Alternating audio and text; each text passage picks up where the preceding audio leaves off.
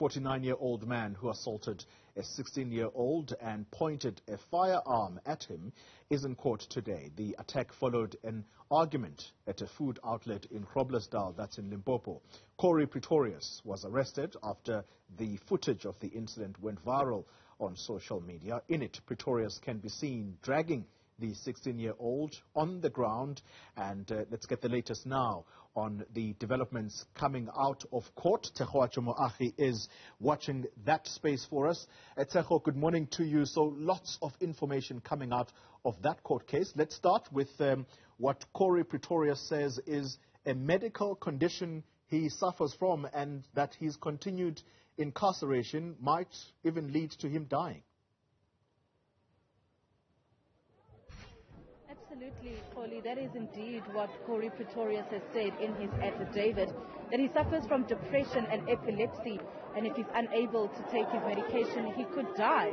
However, this was then contradicted by Sergeant Tshegohaco, who came through to testify on behalf of the state. He is the investigating officer in this case, and he has said that he asked Mr. Pretorius when he was arrested whether he had medication that he needs to take. He did say yes.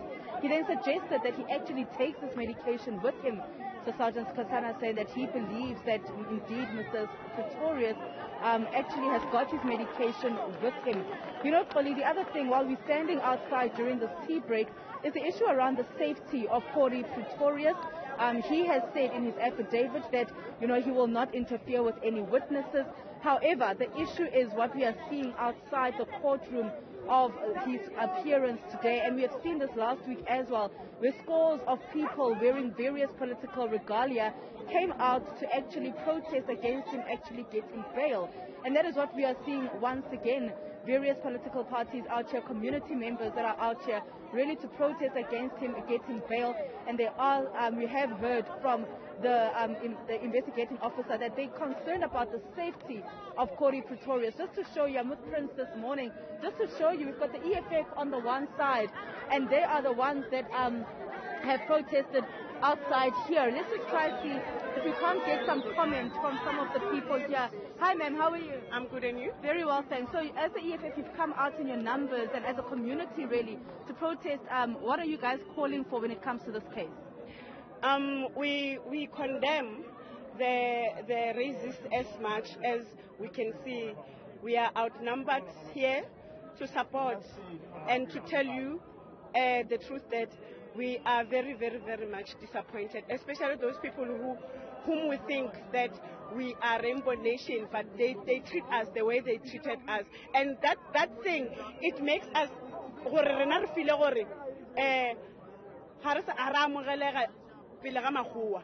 because why? And there is farms and agri-farm here. So we are equal in front of the law, but now we've seen Hariso. Thank you so much. I beg your pardon? Hope Malapela. Thanks so much, Hope Malapela. Really just giving us details about how they feel as a community of the EFF. Behind me then, Corrie, you would see we also have the ANC, and I'm just going to try and walk with my colleague Prince all the way to the ANC camp to try and speak to some ANC members and those that are within the ANC, just to give us their understanding as to why have they come out to support the family here. Let's speak to this beautiful lady. Mama, good morning. How are you?